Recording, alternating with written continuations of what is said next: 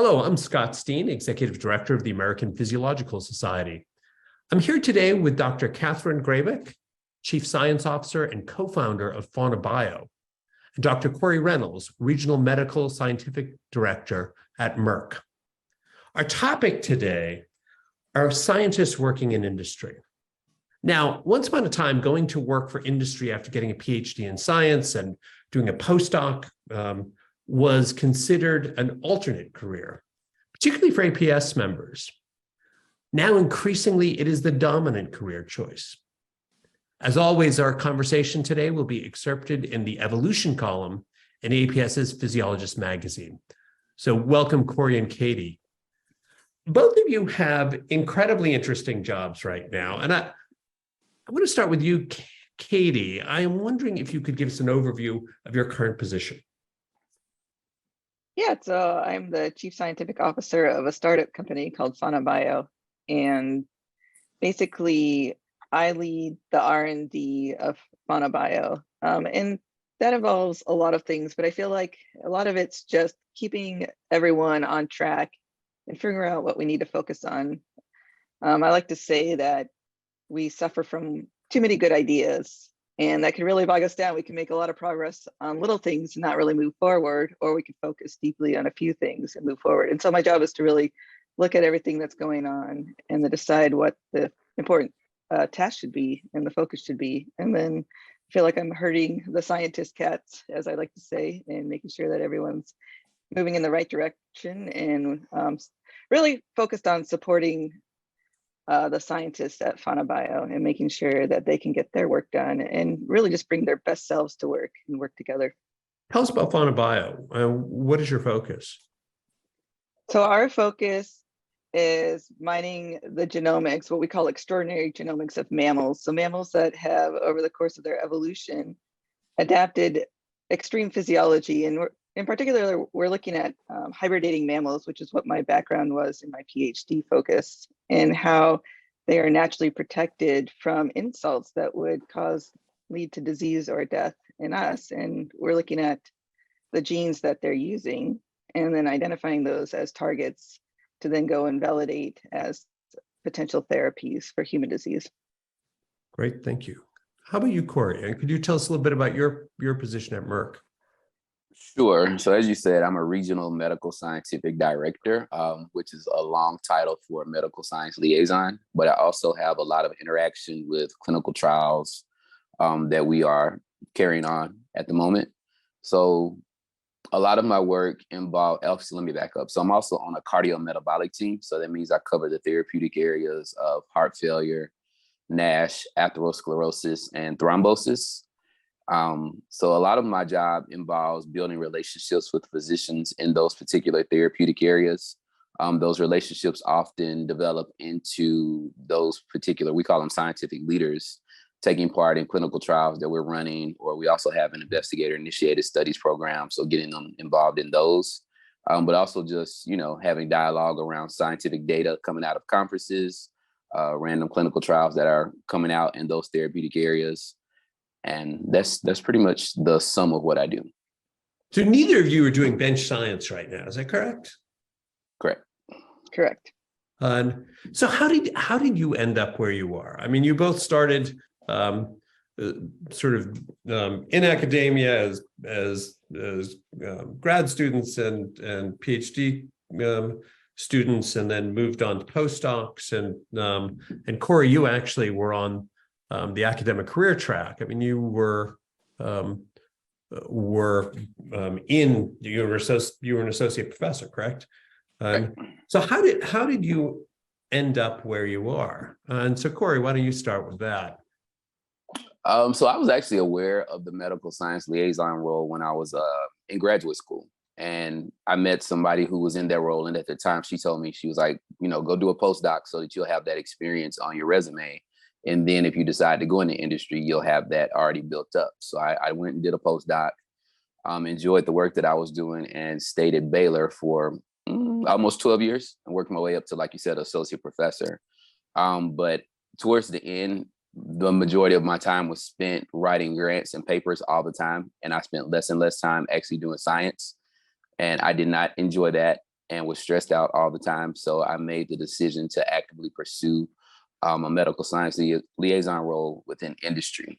And it actually took me about a year to get the job. I did a lot of networking on LinkedIn, which is actually how I got this job. And it all kind of worked out. We had an opening that came available in Houston because I wasn't willing to move at that time. And I interviewed, and a month later, I was hired on. So you were looking for a very specific role. Yeah, not necessarily therapeutic area, but location, yes. What about you, Katie? And how did your sort of career? Now you got off the kind of academic track sooner, right? I mean, you got you did a postdoc and then moved to industry fairly quickly. Is that correct? Yes. So we started FaunaBio while we were still postdocs. So we basically jumped out of our postdocs. And I think to start off with, I'd always been curious about industry, and especially even when I was a PhD student, but I didn't know much about it. And where I did my PhD, it was very focused on the academic track, and that's what you did. You got your PhD, and then you did your postdoc, and then you became, a faculty or joined a university. And so I would sometimes daydream, well, maybe someday I'll own my own business, but I had no idea how that worked, how you could even start a company. And so it was a thing like, well, maybe if I win the lottery kind of idea, that is what would happen. But I basically completed my PhD. Was even at the end of my PhD, I was thinking maybe I should go for an industry job. And my advisor said, no, you need to do a postdoc. Even if you go into industry, please just do a postdoc first. So I went and did a postdoc at Stanford in Carlos Bustamante's lab. And there I started having, I was still pushed to go into this academic track. Everyone said, you're great at science, you should become a faculty member. And year 4 of my postdoc rolls around, and I'm supposed to be starting to apply for jobs. And I feel like I just had a little bit of almost like this existential crisis of, do I really want to be an academic? Everyone's pushed me towards this. This is the path I've been on. Now I'm starting to apply for jobs, and this what I really want to do. And that year was quite difficult for me. I started looking at other careers. But I'd say the reason we started a company was just part of it was just being in the environment of Stanford's very entrepreneurial. There's a lot of startups coming out. There's a lot of investors right on Sand Hill Road next to Stanford. And our PhD advisor, our postdoc advisor, Carlos, we'd always joke, at some point he's going to ask you to start a company. Well, he had approached a couple of my co-founders about starting a company around animal genomics. And so they had been talking about this idea, but they really didn't have anything to nucleate on what in animal genomics.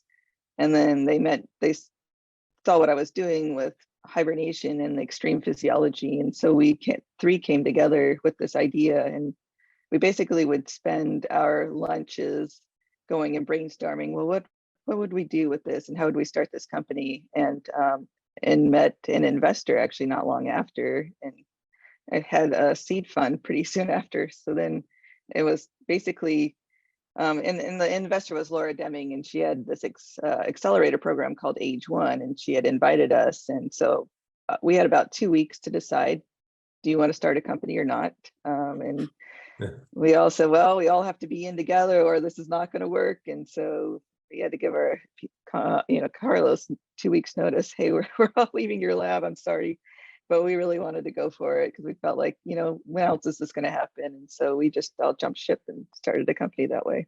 How many partners did you have? I have 2 co-founders, Ashley Zender and Linda Goodman. So, Corey, did you feel a similar kind of pressure to go into academic science? I mean, was it sort of expected in your PhD program that's the career you would follow?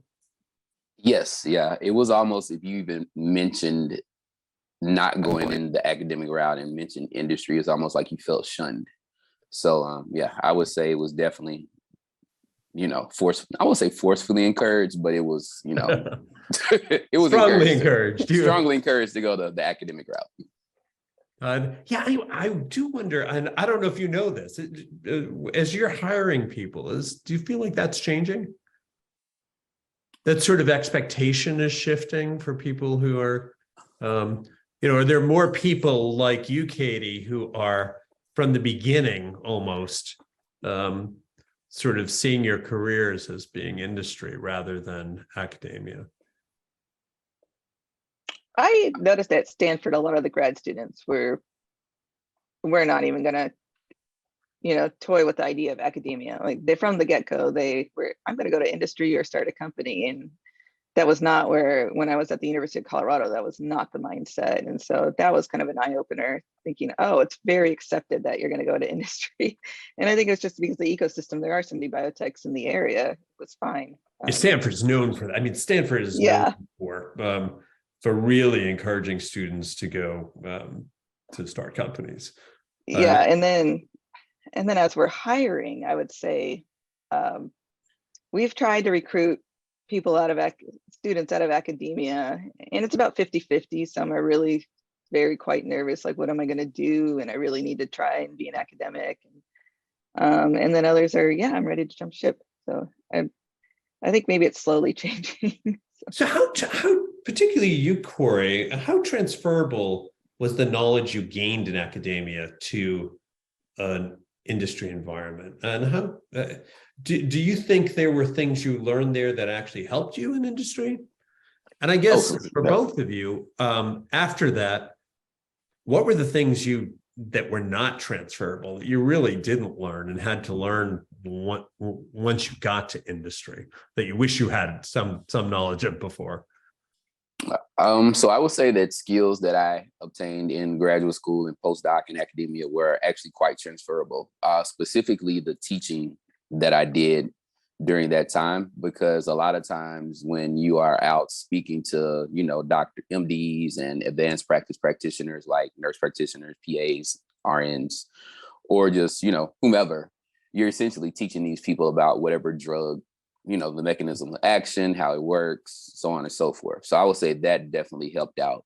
And you can always tell people that have teaching experience versus those that don't, because we're a lot more comfortable talking to people and explaining materials and the science.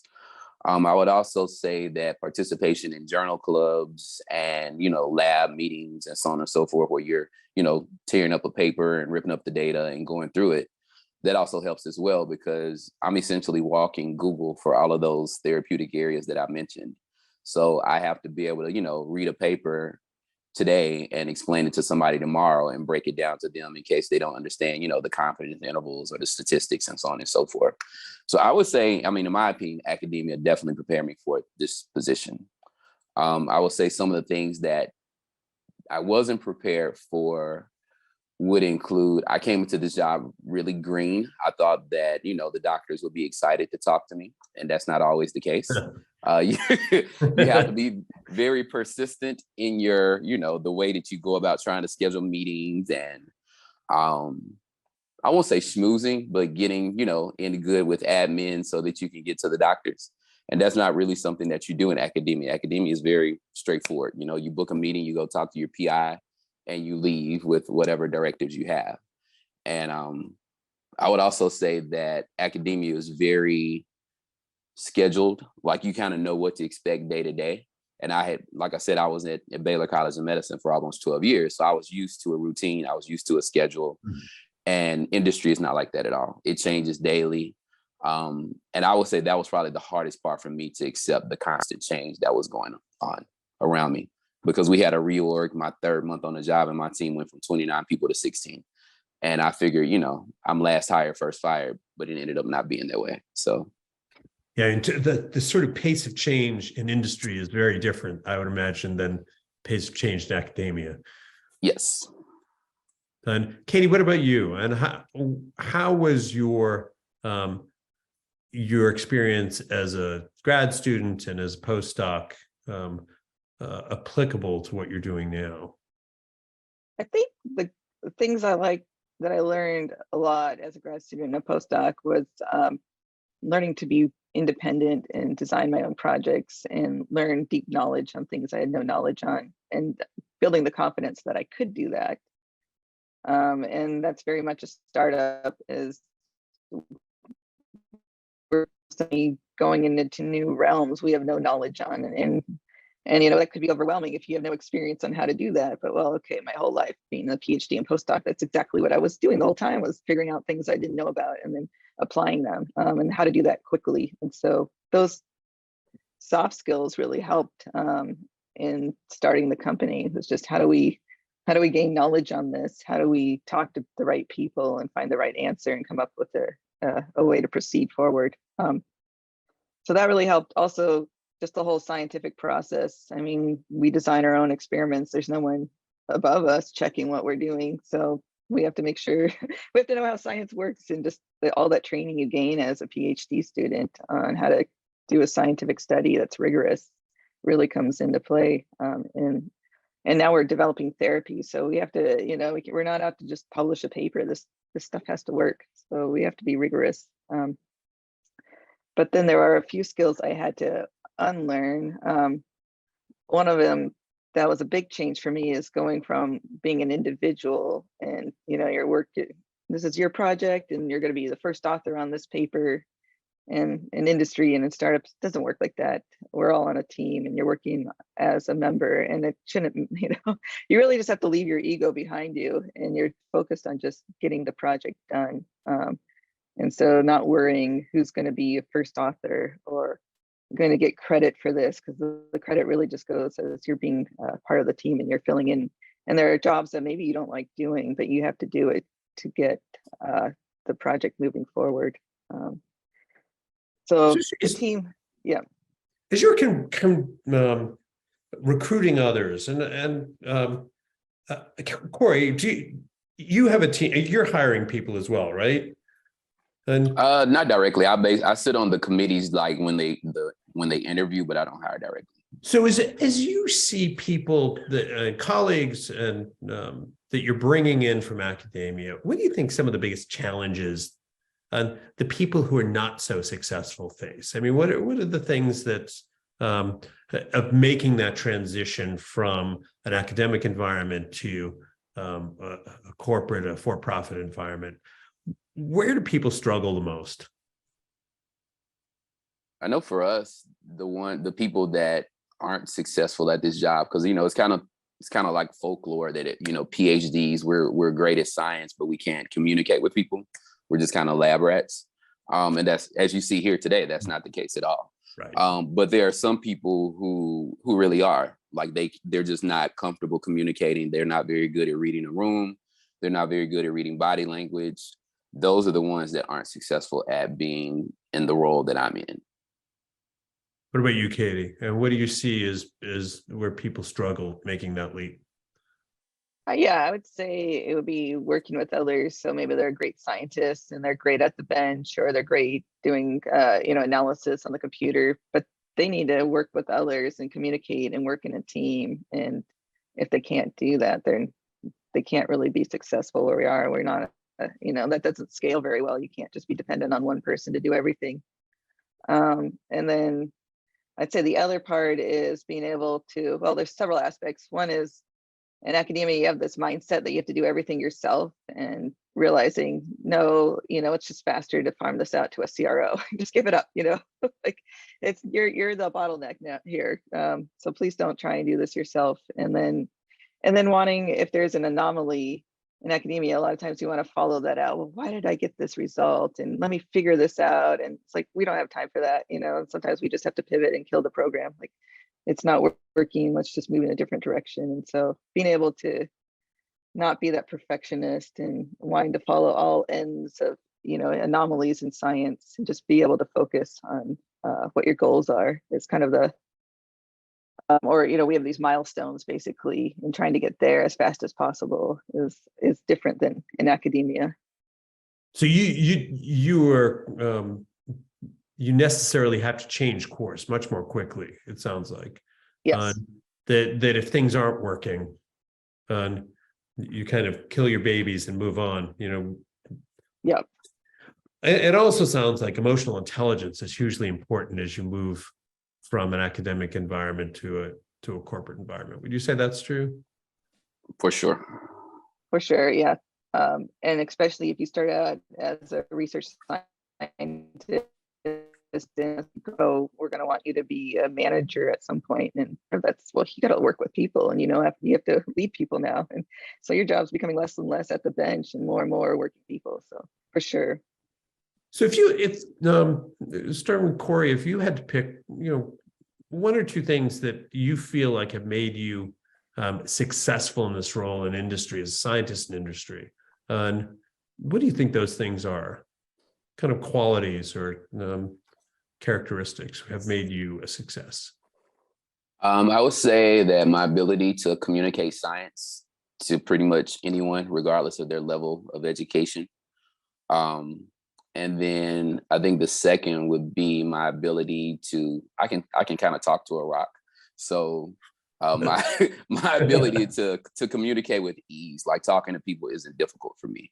So I would say those two things probably have led me to be, you know, pretty successful in this role. And that's not always true of scientists. You know, it's I think that's often something that that some scientists have a lot of trouble with. Katie, what about you? What do you think are the sort of attributes that have made you successful?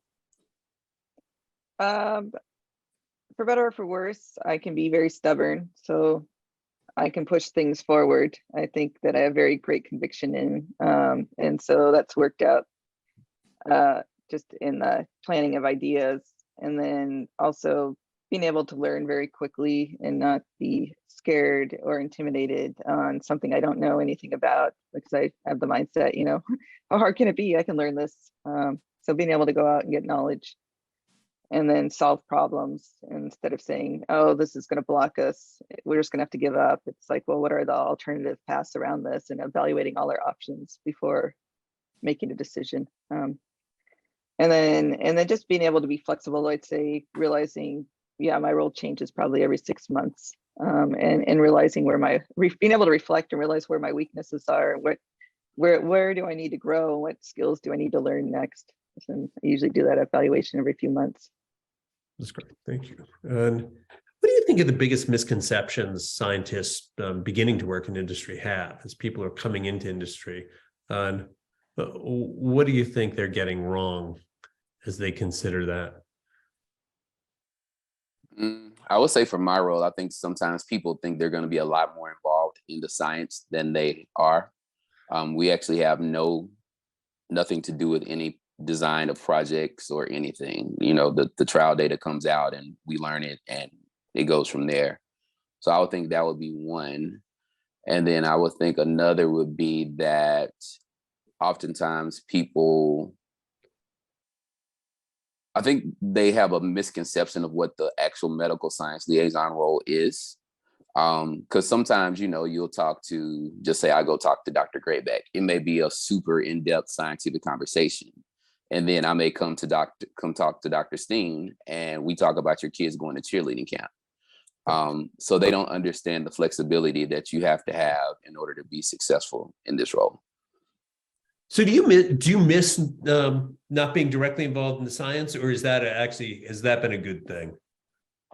Like every 6 months, I get an itch to go do a surgery on a mouse or an ultrasound or something, just to see if I can still do it. But I mean, I would say my quality of life is much better in this role. I enjoy life a lot more, and I'm not stressed out nowhere near as I was. So I think that outweighs my missing, you know, because I worked with mice my whole career, so I do miss the animals. Right. And I miss teaching, but other than that, I also enjoy, you know, not being stressed out. So that's great. Katie, what about you? What do you think are the biggest misconceptions people have, scientists have about working in industry? I think they have a misconception that they're going to be pigeonholed into one position and they're just going to do the same thing day in and day out. Like they're just going to optimize in a single assay, and that's all they're going to do for the rest of their lives. And they're just going to be bored, but they'll be paid a lot. And actually, industry is very dynamic, and we're always constantly changing, doing new things. And the skill set, I think, has to be greater than even in academia, because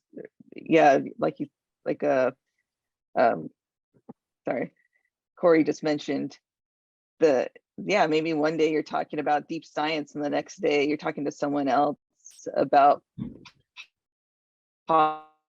and just building networks. And a lot of it's what we do is storytelling, and we're not telling our story to other scientists, we're telling our story to the larger public and to investors. And so getting that right. And even we expect our employees to be able to tell the story of fauna to anyone. So that's different than when you're in academia. And then I don't think they realize how much you work in a team, and you have to be dependent on others and trusting of others, because it's not just you. And so the thing I don't miss about academia was that feeling of loneliness and, times isolation. It was just everything was on your shoulders to be successful. So I find it a little bit less stressful because I am working in a team, and we are able to move forward together. I mean, it's still a fast-paced team, but we're supporting each other. So I like that aspect of industry that I didn't experience in academia.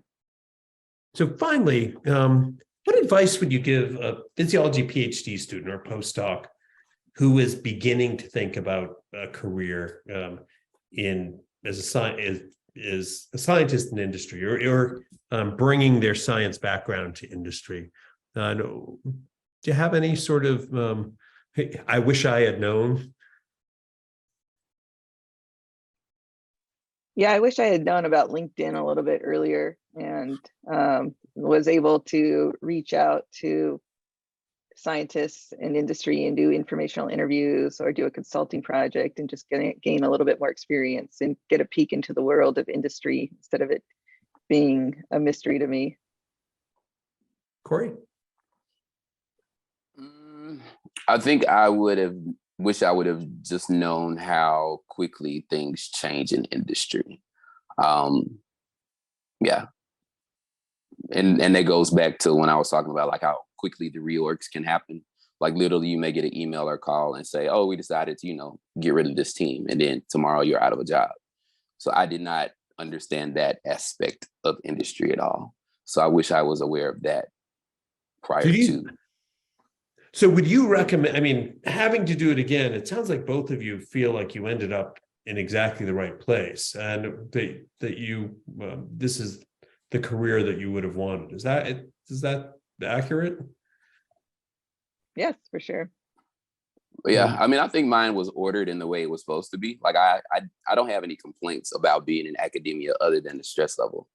But I'm glad that I got to experience that, for a decade plus a little bit, and now I'm doing something else. That's great. So, well, thank you both. This has been a great conversation, and I think it will be really helpful to our members.